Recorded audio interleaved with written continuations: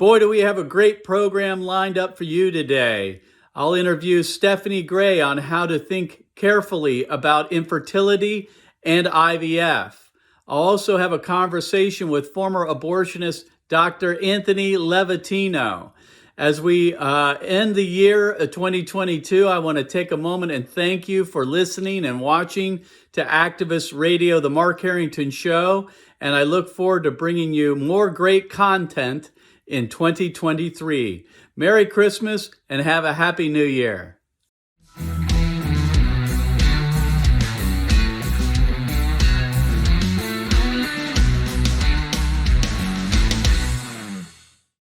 Activist Radio, The Mark Harrington Show is brought to you by Created Equal, and you can support our work and the ministry by going to markharringtonshow.com. You can just click on the donate link. And I'll ask you to also share the program, comment on the program, and like the program. And we are on all the popular podcasting platforms. So today, my guest is Stephanie Gray. And Stephanie is an international speaker, debater, and author. She's also a good friend of mine. I met her in 1999, going way back, when I was with the Center for Bioethical Reform, and we visited the University of British Columbia with our Genocide Awareness Project. And Stephanie was a student there leading a Students for Life organization. And as they say, the rest is history, because we spent several years traveling together on college campuses in North America with the Genocide Awareness Project. And so I've known Stephanie for over 20 years now, and she's become a mother. So thanks for joining us, Stephanie. I appreciate you being on the show.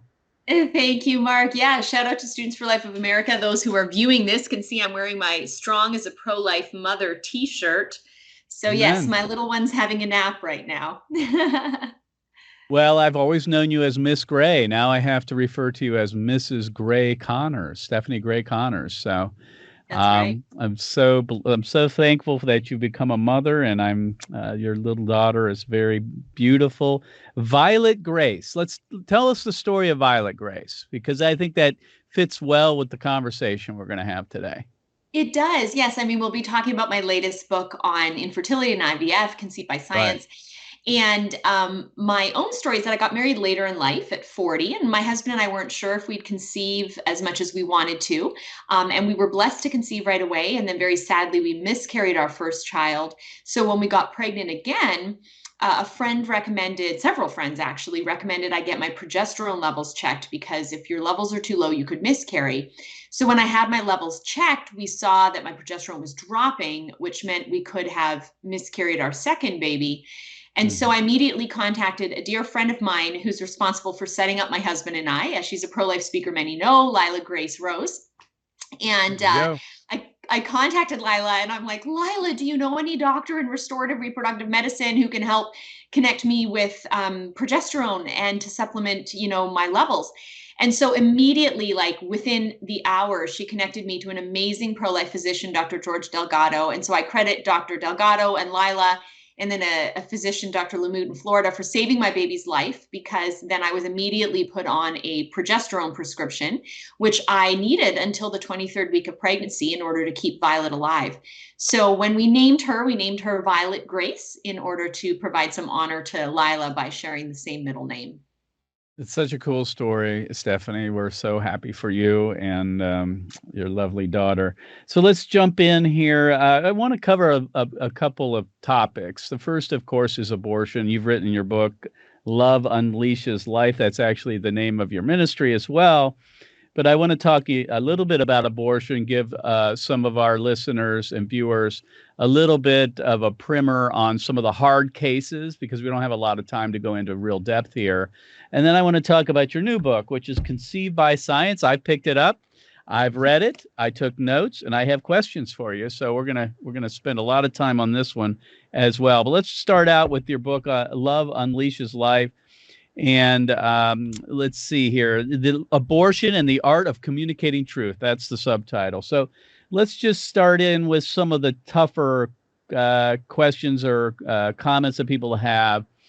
The one that comes up most often by pro-abortion advocates is this. What about in the case of rape? Wouldn't you justify abortion if if someone was raped? I've often had people come up and say, if you have a daughter, which I do, and she's 23 now, but if your daughter was raped and she got pregnant, would you decide to have an abortion or have her have an abortion? Of course, I say no. I mean, I don't know what they expect me to tell them. I mean, I'm a pro-life activist. I'm not going to murder my my daughter or my granddaughter, you know. But anyway, they do ask that a lot, and that is one that people have trouble answering. How do you answer that? Sure. I think the first place I typically begin is to acknowledge that that is an injustice. The violent act of rape is an evil. It's terrible, and we need to offer support and compassion to victims of sexual assault. I then propose a question, which is this: is it fair to give the death penalty to the innocent child? So, indeed, the rape is an injustice, but abortion is as well. The rape victim, the woman, is innocent, and the preborn child is innocent as well. The guilty party is the rapist, and giving an abortion to the innocent child is giving a consequence to an innocent party that we don't even give to the guilty party in terms of termination of the rapist's life. Then I think it's powerful to tell stories. And I often will tell the story of Leanna Rebellito. You can look her story up online for more depth. But she was essentially kidnapped and raped at the age of 12 and got pregnant and kept her baby and then raised her daughter. And her daughter became her best friend and is so grateful that she chose life for her child, even amidst brutal circumstances that her child was conceived under. So let's also ask the question, what about the abortion in the case of the life of the mother when they're threatened, typically through an ectopic pregnancy? How would you answer that one? Sure. Again, acknowledging that is a difficult situation, that we want to have compassion for all parties involved. And then I would make the point that the act of abortion, because it involves direct and intentional killing, that is always wrong. Saying that we may not pursue abortion, it doesn't follow there is nothing to be done if a woman's life is in danger. We may intervene, but we have to choose an ethical path rather than an unethical one. So if you have, for example, a tubal ectopic pregnancy where the baby is stuck in the fallopian tube rather than transported naturally into the uterus, in that case, as the baby grows in the tube will expand, and the expanding tube will eventually burst. That can kill the mom and can certainly kill the baby. So in that case, instead of directly targeting the baby's body for destruction and death, what is an ethical response is a procedure called a salpingectomy, which is a surgery in which the section of fallopian tube is removed. And that's where philosophers and theologians would say this is employing the principle of double effect, where you're not doing evil by removing the tube. You're committing a good action, removing a tube which is threatening the mom and the baby. And that good action has a good and a bad effect, a double effect. So the good effect is the mom doesn't die because the expanding tube is no longer in her body. The bad effect is the baby dies because we lack the technology to transplant the baby somewhere else. But the baby doesn't die because we directly targeted the baby's body for destruction, but rather because we have yet to advance enough technologically to have an alternative environment to sustain the child's life in. And not being able to save a child is very different from directly killing a child. And abortion is the latter. It's directly killing, so that's always wrong. And I think this is really important for our listeners and viewers to understand. We often hear pro-life advocates saying that abortion is justified in the case of threatening the life of the mother. They'll just say it's okay. In fact, legislation is written even to permit that procedure to take place. This is different. Real quickly, again, go back over it because I don't think a lot of people understand this. The procedure, what is it called, and why is it different than abortion? Yes, it's really important to emphasize this. You're right. So in the case of a tubal ectopic pregnancy, an ethical response is a salpingectomy, which is a removal of the section of fallopian tube that is expanding and threatening the two people's lives, the preborn life. And that's different from abortion. Why? So abortion directly targets the baby's body. The targeting of the fallopian tube is the mother's body. So there's a difference right there. Abortion not only targets the baby's body, but the very intention of all parties involved is to destroy and kill. Right. There's no abortionist Right. who's like, let me do an abortion to remove the child but keep the baby alive. I mean, sometimes the baby survives a late abortion, but that's never the intention of the abortionist. Whereas when a woman's life is in danger and we intervene, our intention is to save both lives.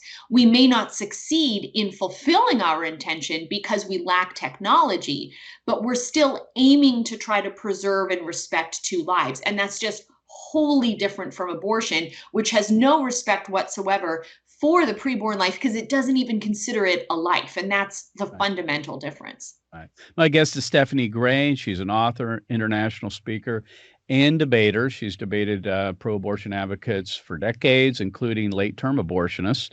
She's written a book called Love Unleashes Life, and we're talking about that today. If you want to learn more about how to properly debate abortion and have some good communication skills, that's the book to get.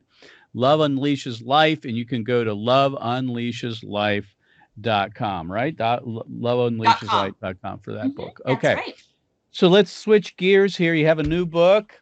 Yeah. This is your third book. You wrote one. This will be the third. So the second was called Start With What? 10 Principles of Thinking About Assisted Suicide. This one's about in vitro fertilization and infertility. I found the book fascinating. I know a lot of people that have struggled with this. Infertility for sure, and also in vitro fertilization. Let me just ask you this. Why did you write the book? Why did you feel it was necessary? Sure. I started being asked by audiences what I thought about IVF.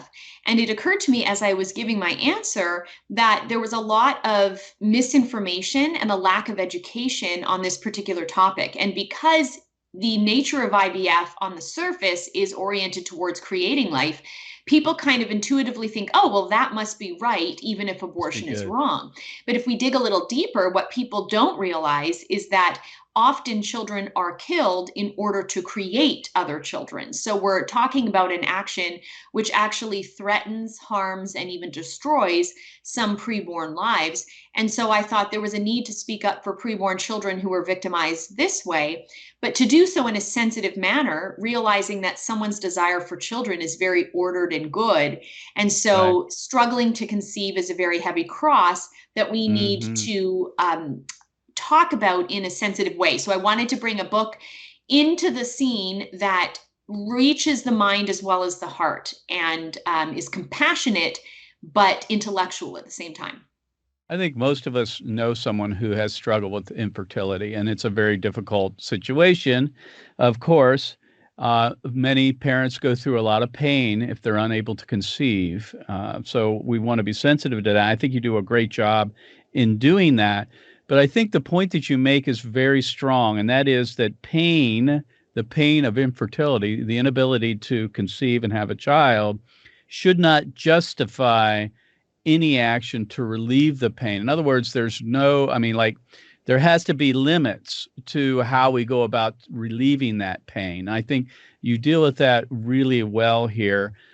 You talk about the idea that should we have the right to demand a child? If you would tell us a little more about that, go in depth a little more on that. Sure. Yeah. One of the points I wanted to get across is that as much as the desire for children is good, I make an analogy in my book with the desire for a spouse, which is also very good. And as most people will have children, most people will get married.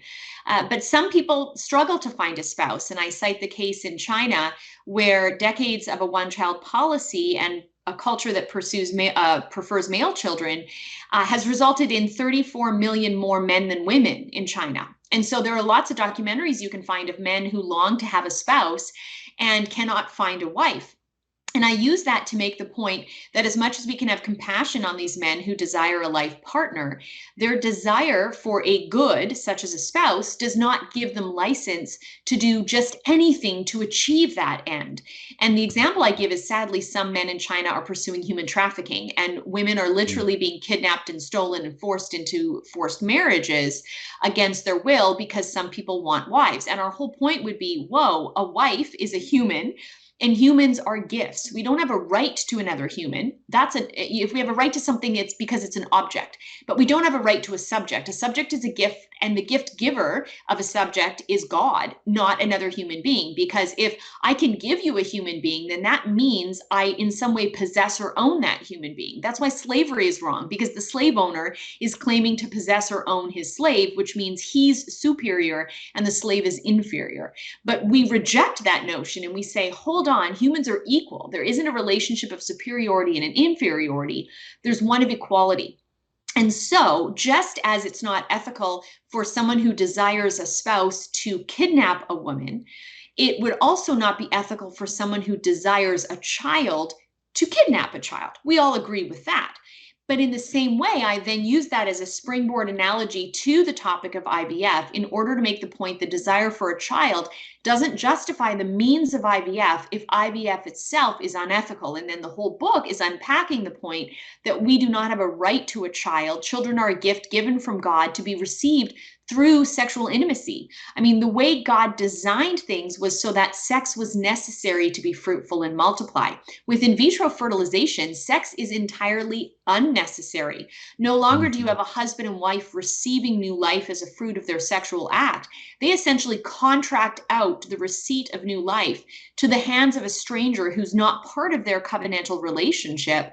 And it's at the stranger's hand that new life, far from being received, is actually manufactured and forced into existence like an object. The key, though, is that life isn't an object. That life is a subject and is our equal. My guest has been Stephanie Gray Connors, and you can check out more about her work by going to loveunleasheslife.com. Thanks for being on the show, Stephanie.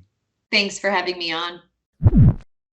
So today I have as my guest Dr. Anthony Levatino, and he's an obstetrician gynecologist and formerly served as a professor. And he was the director of the Student and Residency program at Albany Medical Center. And Dr. Levatino is a former abortionist and now is pro-life. He performed over 1,000 abortions and now travels the country and speaks to pro-life audiences about his experience as an abortionist. Dr. Levatino, thanks for being on the program today. Happy to see you again, Mark. So let's jump right in here. We have a very short time with you, but I want to just get into your testimony. First of all, the question I have, and something I've always wondered about abortionists in your past life, if you will, before you stopped doing that, is why did you start doing abortions in the first place? A lot of people identify themselves as pro-life or pro-choice, but it doesn't necessarily affect their lives directly. Mm-hmm. But when you're an obstetrician gynecologist and you say you're pro-choice, like I was, then it's not just some vague political position. You have to decide whether you're going to actually do abortions or not.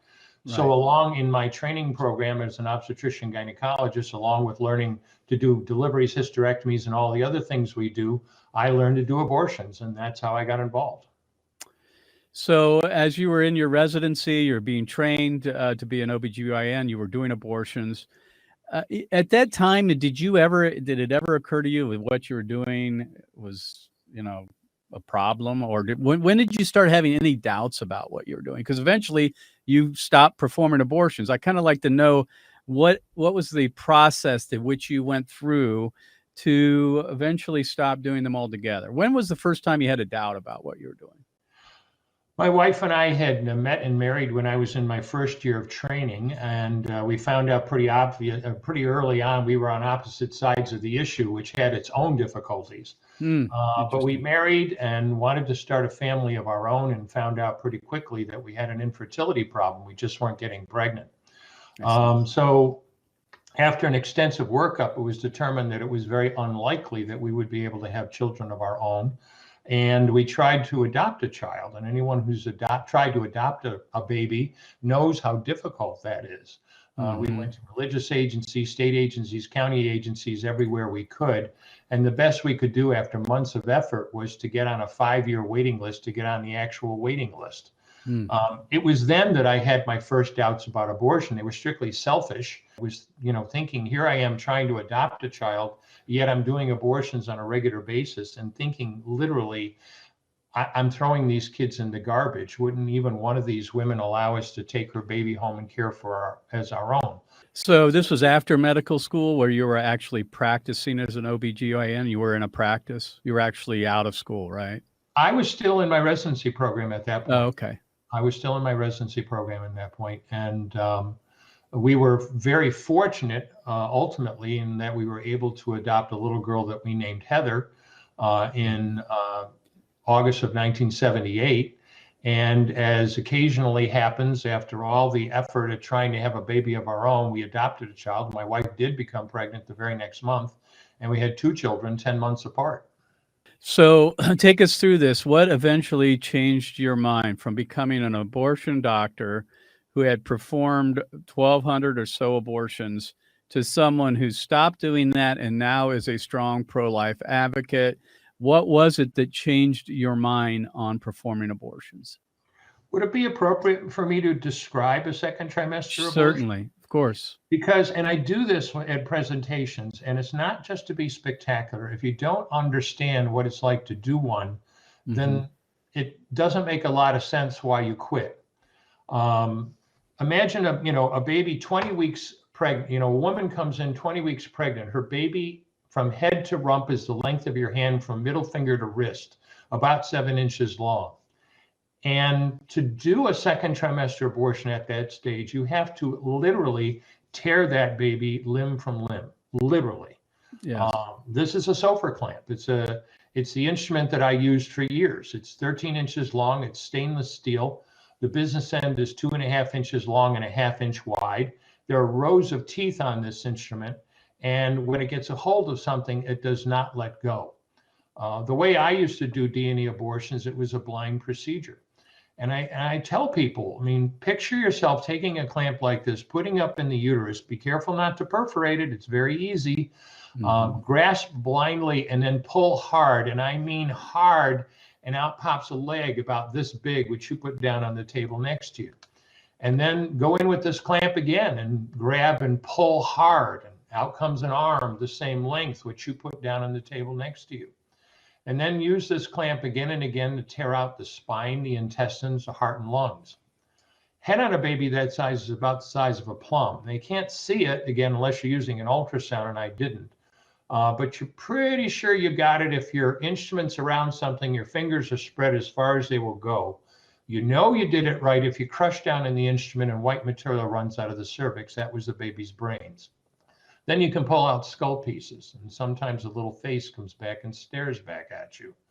That's what doing a second trimester D&E abortion is like. And even the earlier abortions, when you're done with any abortion, any surgical abortion, you have to keep inventory. You have to make sure that you get 2 arms, 2 legs, and all the pieces. Because if you don't, your patient will come back infected, bleeding, or dead. So in that backdrop, and knowing, and I know it's hard to even for most people to comprehend even doing that once. I did it over 1,200 times in my career. On June 23rd, 1984, my adopted daughter Heather, was exactly 2 months away from her 6th birthday. Our son Sean was just a few days away from his 5th birthday. It was a Saturday, a beautiful day in Albany, New York, where we lived. I was on call, but it wasn't too busy. I made rounds, and we got to spend the rest of the day together. Took the kids to an amusement park, had dinner together, and then that evening we were talking with friends who had come over for cake and coffee when we heard the screech of brakes out in front of our house. The kids had gone out on the road, and Heather had been hit by a car. She was a mess. I'm a doctor. I'm supposed to be able to save people's lives. My wife was an intensive care nurse, but it made absolutely no difference. And she literally died in our arms in the back of an ambulance that night. Now, if someone listening has kids, you may have some idea of what it's like to lose a child. Unless you've done this yourself, you have no idea. I hope you never find out. Mm-hmm. But what do you do after a disaster? You bury your child, you take some time off, and then you try to get back into your life. And I don't know how long it was after her death, but I showed up at OR number 9 at Albany Medical Center, just like I had over 100 times before, for a second trimester D&E abortion. I wasn't thinking of this as anything special. This was routine, and I had other things on my mind. And I reached in with that sulfur clamp, and I tore out an arm or a leg, and I got sick. Mm-hmm. But as I said, once you start an abortion, you can't stop. You have to finish the procedure, and I did. And in the process of looking at those body parts, like I had over 100 times before in later second trimester abortions, I didn't see her wonderful right to choose, and I didn't see what a great doctor I was, and I didn't see the over $2,000 I just made in 15 minutes. All I could see was somebody's son or daughter. And it occurred to me in that moment that this person had come to me, figuratively, never literally, but had come to me and said, at the time, it was $800 in the mid-'80s. Now that's the equivalent of over $2,000 today. And somebody had said, here's $800, kill my son or daughter. And I was the kind of person that would look her right in the eye and with no compunction at all say, sure, I'll do that. And that's what set up what eventually became my exit from the abortion industry. My guest has been Dr. Anthony Levatino. He's an OB/GYN and a former abortionist that performed over 1,200 abortions and now speaks out against the procedure that he was once part of performing. And so we appreciate Dr. Levatino. Thanks for being on the program today. My pleasure, Mark. God bless you. You've been listening to Mark Harrington, your radio activist. For more information on how to make a difference for the cause of life, liberty, and justice, go to createdequal.org. To follow Mark, go to markharringtonshow.com. Be sure to tune in next time for your marching orders in the culture war.